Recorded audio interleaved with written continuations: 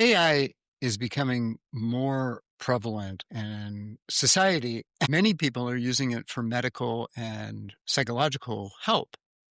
Today on Ask Dr. Gill, I want to talk about the challenges with doing that in the general sense, not necessarily in particular products, but the challenges of using AI in terms of medical and counseling assistance. So stay tuned.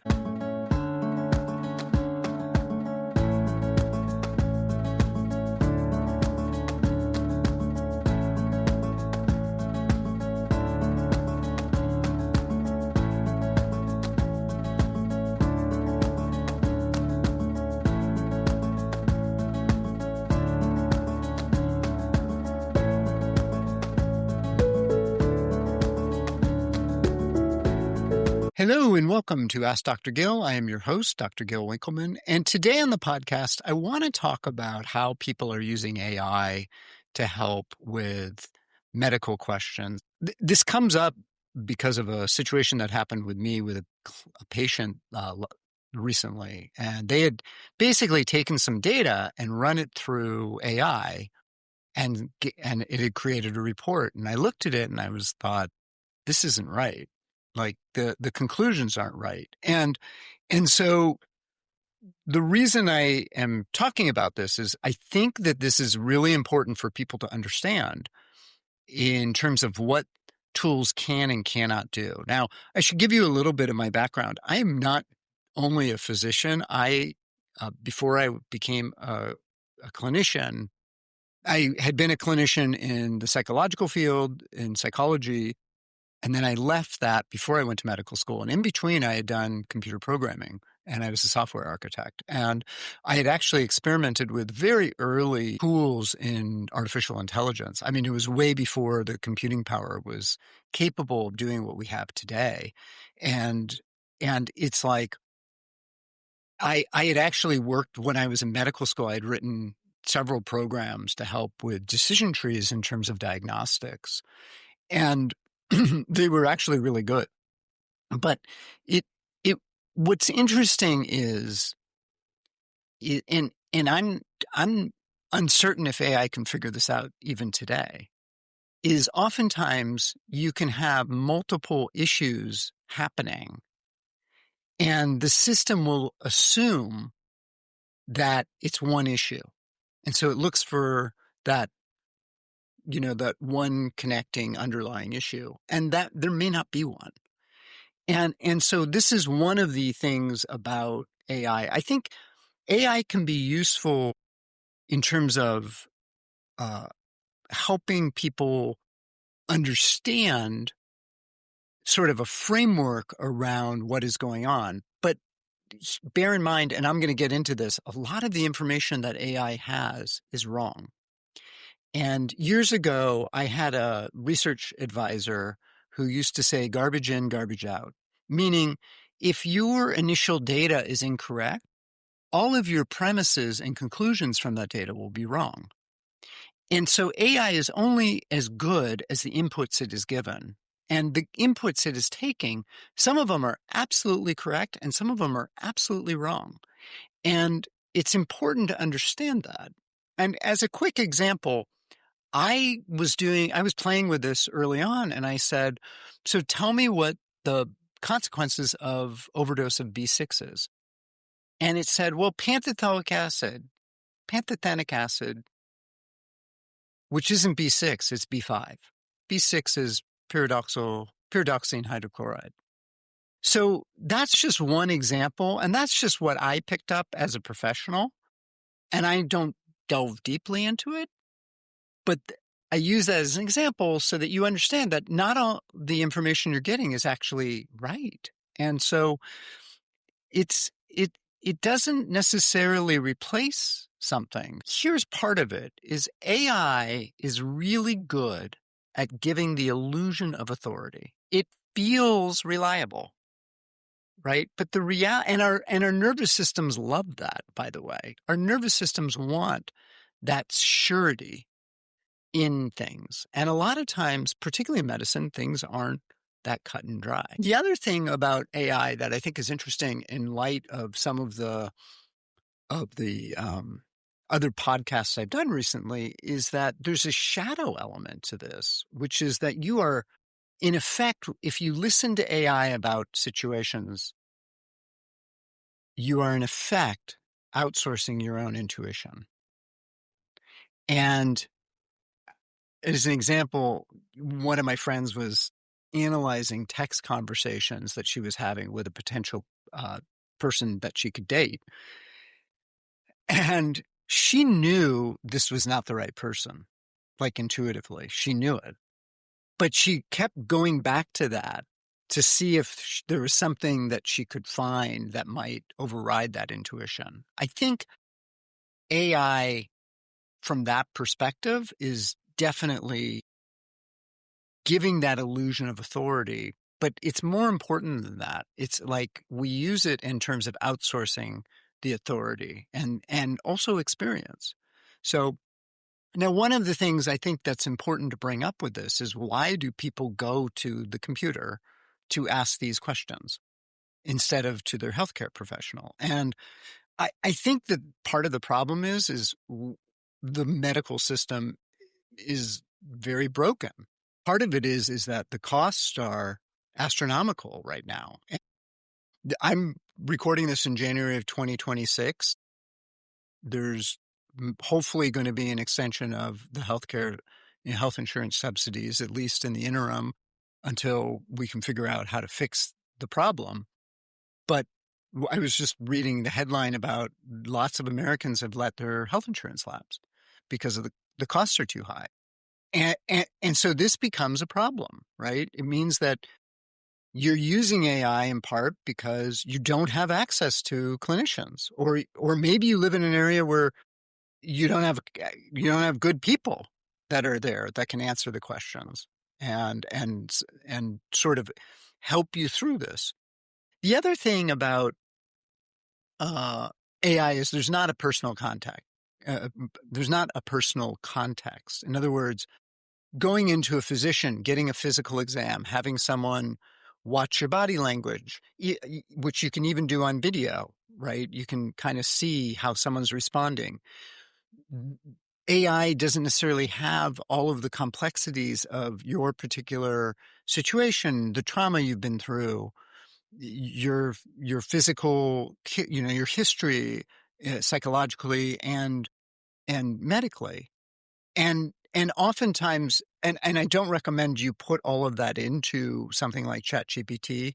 There's actually been some articles about not sharing all this information with AI anyway because of copyright issues and what they own versus what isn't owned and how that information might be sold. As a quick aside, many people who use 23andMe are concerned now because now 23andMe may be selling its data to stay afloat. And so the question is who owns that data? Do you own the data or does 23andMe, and can they actually sell it? And what does it mean if they do sell it? That some other company that you don't even know about owns data as to what your DNA is. These are really important ethical questions. But even beyond that, what you might tell, if assuming it's completely safe and confidential and all that other stuff, what you may tell AI, if AI doesn't ask follow-on questions, may not be what's important to understand what's going on in your system. And that's something that's really key about this is that good clinicians are trained in what are good follow-on questions to understand what's going on. And I think that this is where sort of, in terms of speak to my background in terms of having a background in counseling psychology is really important because I see it more, not just from the physical, I see it from the energetic, from the psychological. And AI will not do that anytime soon, is my guess. So, and it won't have that understanding. So, and some of my patients say, well, I can use it for lab results. Well, lab values, and I talk about this in my big Eliminate Anxiety course, lab values are not correct. in terms of the ranges. And this is actually a big problem in the medical field because a lot of clinicians don't know that the ranges are wrong. And I talk about zinc. The zinc ranges are completely wrong. They're way wider than they should be. Thyroid, in terms of thyroid stimulating hormone, TSH, the range is 0.5 to 5 officially. That's what the lab governing body has defined it as. If you talk to an endocrinologist that is training, in fact, the board of clinical endocrinologists tried to get this changed because it should be closer to 1 to 2, 1.5 to 2.5, somewhere in there. And so someone with a 4 will be evaluated by most general practitioners as normal, but they're actually hypothyroid. They're actually at the beginnings of that. And the thyroid needs to be looked at that point. So that's something to consider as well. So I'm going to take a quick break. And on the other side, I'm going to talk about the issues that show up with not having human-to-human interactions. So stay tuned.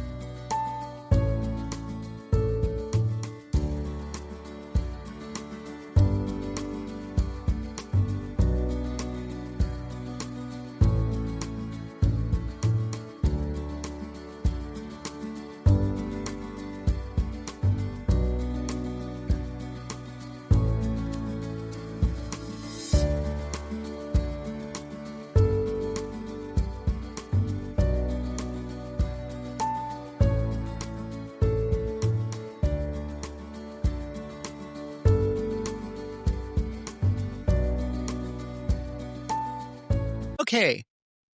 Hello and welcome back to Ask Dr. Gil. I am your host, Dr.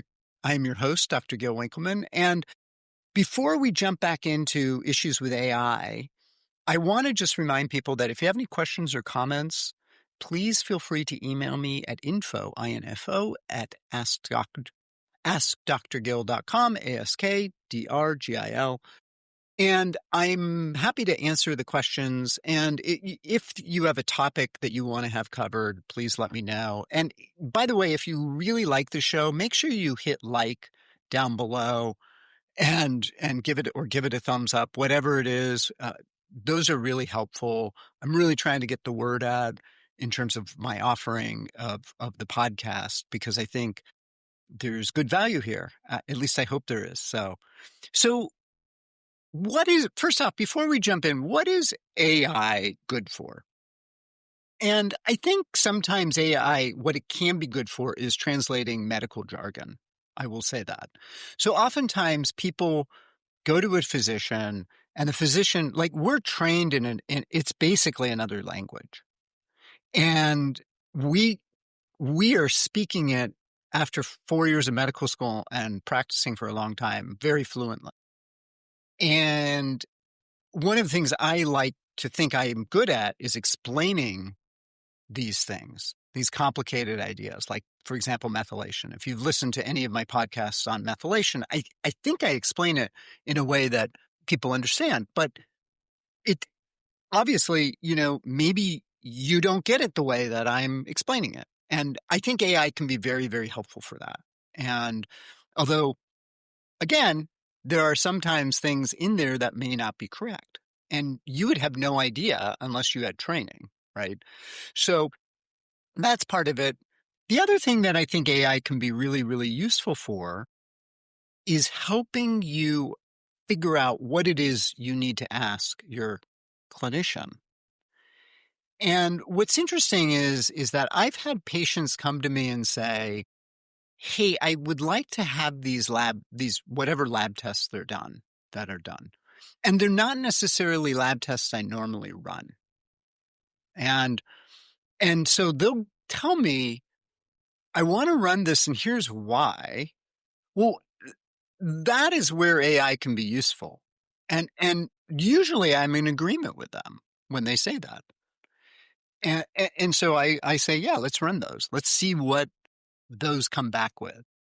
And sometimes I'll say, "I hear where you're going with that, but I would say let's run these other tests first because one, they're cheaper for you, and two, if these are not abnormal, there's no reason to run these other tests. Or if they're not normal, there's no reason to run these other tests." I found that, by the way, with pyrrole disorder, oftentimes we get false negatives if zinc is low. If zinc is low in the blood, you don't really need to run the pyrrole test, in my opinion, because you already know the person's low zinc and you need to treat that. Now, if you treat that and they're not getting better, then you might run the pyrrole test, right? Assuming the symptoms fit still. So, um, so let's talk about where the problem with AI in terms of human to human interaction. And I think that, and there's a whole other side to this in terms of robots that we can get into, but I'll save that for another podcast. There's something about a human to human interaction, even if it's over video, that creates empathy. It creates co-regulation. It creates nonverbal attunement. And I think that the clinical experience that someone like me has and other clinicians with trauma, with nervous system patterns, with traumatic brain injury experience, all of those things create subtle cues that I, as a clinician, have learned to pick up on that AI has no idea how to do. And I think that, for one thing, as far as I know, AI can't see you, right? So it's not going to be able to learn how to attune to you and your experience because it isn't able, it's not even getting that input. So that's one thing. The other thing is that when someone has a lot of clinical experience, there's a sixth sense that shows up that something's off. You don't necessarily know what it is, right? But something's off. And I'll go back to where I started at the beginning, where when I was creating, so the app I was creating that I'm talking about is you would input a lab panel and it would spit out what's going on, why ranges are out of range. And what I was trying to do was get to the unification of, well, if cholesterol is high and glucose is high and, this is low and this is low, then it's the liver. And if not, then it's diabetes or whatever it is. The details aren't important. Here's the problem. You could have, for example, diabetes and high cholesterol, and they might be related and they might be unrelated. And there's no way for AI to figure that out because we don't have that information in terms of the data. Now, what's interesting is since then, there's a new test. Well, you do fasting insulin with glucose, and there's a calculation. And you can do something called HOMA, HOMA-IR. And there's a calculation in there. And I'm starting to run this with patients because both glucose and fasting insulin and even A1C can be normal, but you are still on the beginning of metabolic disease. So that's interesting. Now, AI, you don't need AI to do that because the calculators exist now. That didn't exist when I was doing this. So, but I could work with a patient and look at the numbers back, at the time that I was doing this and know something's off, but not necessarily know what it is. Right. And so oftentimes the goal of the intelligence is to find a unifying principle, and there isn't always one. And so that's important to recognize. The other thing is that there's ethical considerations. I, as a clinician, carry accountability ethically. AI does not. And as far as I know, none of the systems right now have that kind of ethical consideration. It definitely has some boundaries around it, like things it will and won't say to patients. But I think that I think what it doesn't have is some of the other things that clinicians have. For example, in terms of selling products, or prescribing medications, we have ethical considerations on that. AI doesn't have that. And so I think that AI can be useful in terms of gathering information to have the conversation intelligently with your doctor. And that's where I actually appreciate that with some of my clients, where they've said, hey, I was doing some research and I found out this, and I can correct them, or really correct the AI when it's incorrect. Right. And I'll say, that's not correct. I mean, I do this a lot, and you probably have heard me do this on this podcast, because going back to methylation, there's a lot of wrong information about methylation. For example, that everyone with MTHFR needs methylfolate. That's just wrong. That's just wrong. And I can prove it clinically it's wrong, because I have patients who call me who have been told to take methylfolate, and they said, I feel much worse. What do I do? And so there's that. And I would also say that in terms of healing, it requires presence. Sometimes it requires a relationship. It requires accountability. And I think that those are important aspects that you don't get from an inanimate object. And AI is basically an inanimate object. So anyway, so that's what I have for you today. And I just want to remind people about the workshops and the courses that I'm offering. You can check those out on my website, askdrgil.com, askdrgil.com. I'm actually going to be revamping the offerings here shortly.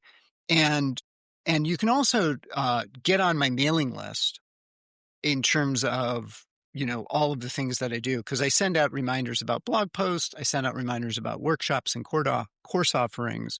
And you're also free to schedule. Like, you can do that on the website as well, and reach out and find out more about my practice. So thanks so much for joining me. And I really enjoyed talking to you about this. And I hope this was helpful. And I wish you the best. Take care.